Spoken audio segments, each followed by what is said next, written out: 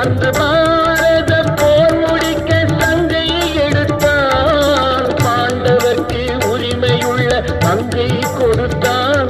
நாம் படிப்பதற்கு கீதை என்னும் பாடம் கொடுத்தான்.